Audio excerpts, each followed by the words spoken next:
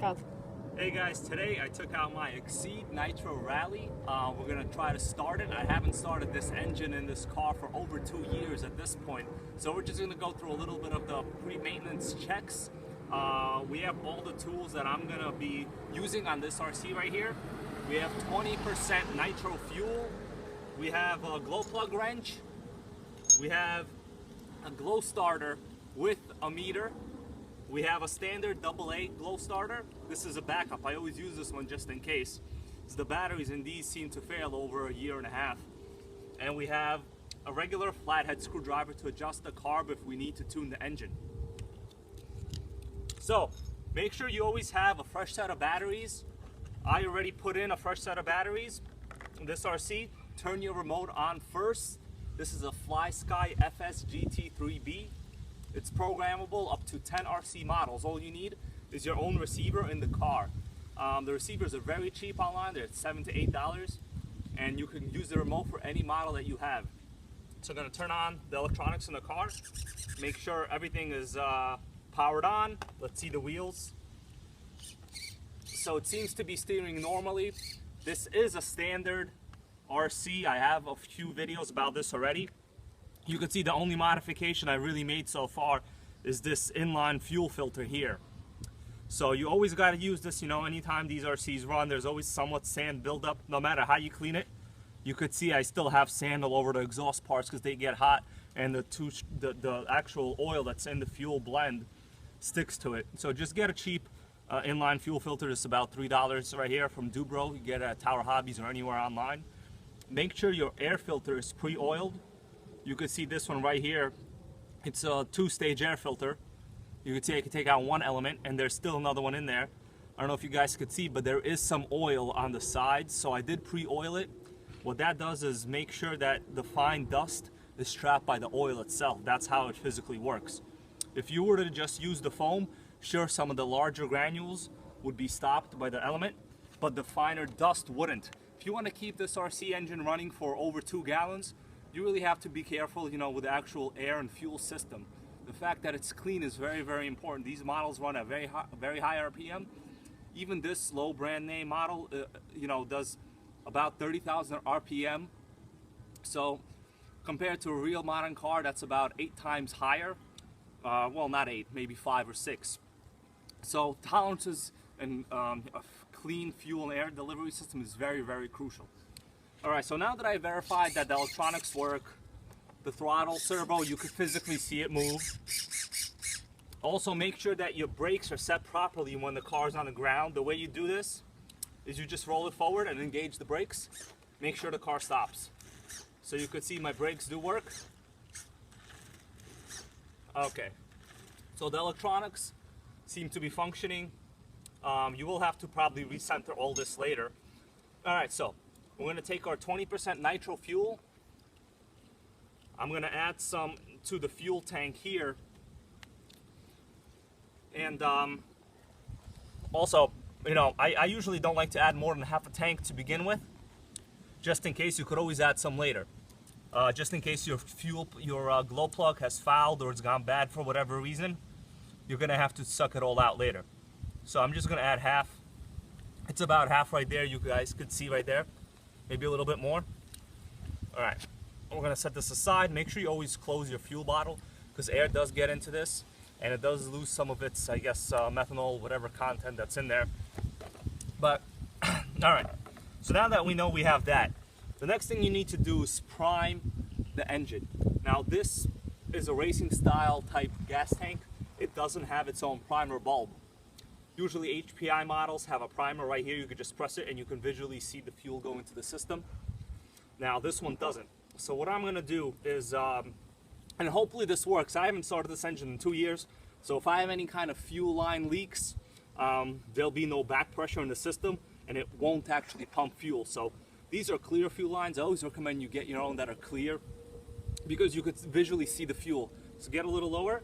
And let's see. So basically what I'm going to do is I'm going to hold the exhaust shut with my finger right here and pull on the pull starter a little bit. So we want to see fuel going through here to the carburetor itself. That's what we want to do. It should take a couple pulls. Now, It's a little bit uncomfortable while you're doing it, so I basically just go like this. So I did just see fuel. I don't know, you guys didn't see it. I do see fuel going into the system right here. I see the fuel line is full. I'm gonna give it a little bit more. Also, a good indicator is if you have fuel in the carb is if the pull starter gets a little bit tighter. All right, so this one has a meter. I normally don't use this one all the time because just you have to charge it constantly all the time. I really only use it to see if the glow plug is fouled. If you get a little closer right here, we could see that the indicator here, there's a red and a green partition. So basically, if I put this on a glow plug right now, you guys could see that it'll jump into the greener zone. You see right here, that means the glow plug is good and it's made contact. So I know the glow plug is not broken. The coils are fine, they're intact. I'm not gonna use this one because I physically haven't charged it in over a month. So I just put in a fresh AA battery into this regular AA glow starter. And I know this one works. So make sure your throttle is preset normally. I already have it normal. You could see that mine is currently, the idle is very low. I might have to adjust it on the remote later. But we'll just try this for now. So just put in the glow plug and go back. And hold the car down and just try to start it with short pulls. So you could see it, it's starting to work.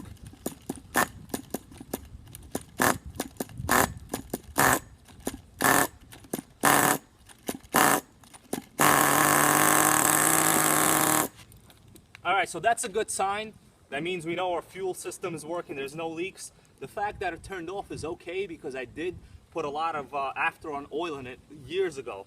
So you saw there was a lot of, blue smoke coming out of the exhaust. That's a good sign. As long as it starts, we'll get it running. But for now, it's basically just burning off all the extra oil in it. That's why it's having somewhat of a harder time to start. So we're just gonna keep doing it. It should finally start. If not, you might want to raise your throttle trim a little bit higher. Now, I don't particularly remember where I have it set on this digital remote, but it seems to be okay, or a little bit low at this time. So we'll just keep going. By the way, as you're doing this, make sure you don't have the glow plug applied. As you notice, I took it out when I was talking. Don't have it into actual glow plug for more than 15 seconds at a time, maybe even 10, because you will have to replace the glow plug element after a while. It will burn out. So let's try it again.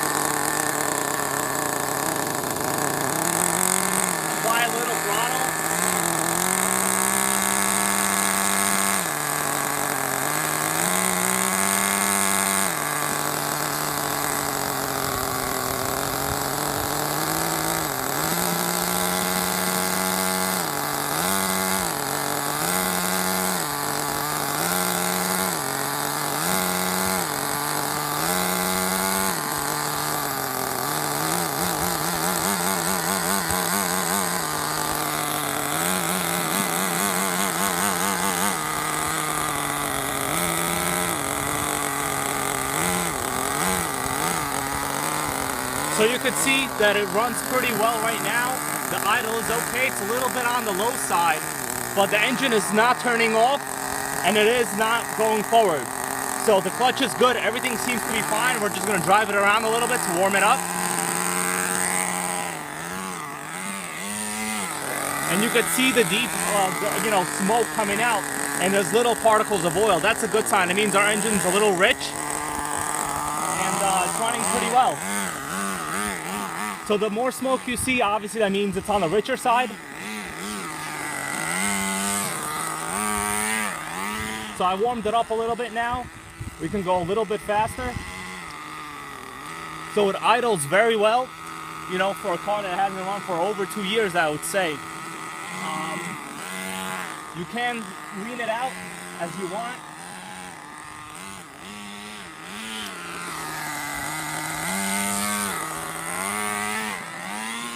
So let's see a little bit of a faster run. It's okay to run it without the body shell for a little while, but be careful, you don't want to flip it without the body.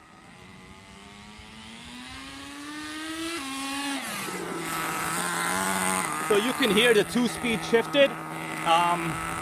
So everything seems to work fine. You can see it's idling very well, and there is a good amount of smoke coming out.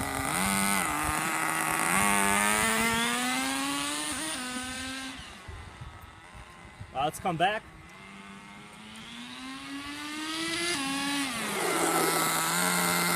So the 2-speed shifts perfectly. Engine idles perfectly. I guess this is it. You know, you should, what's important is make sure you finish the fuel that's in the system. If you're going to store this car for a while, for over a month, make sure you have no fuel in the lines.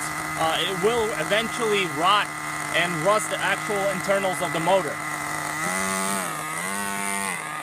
So I'm going to finish off the rest of this tank, and thanks everyone for watching. You know, hopefully you enjoyed this video, you learned a little something. And by the way, all these lessons I used here to start this engine after a long time could be used on any nitro RC engine. Doesn't matter which one, they all basically work the same. Thanks so much for watching, guys. Please like, comment, and subscribe.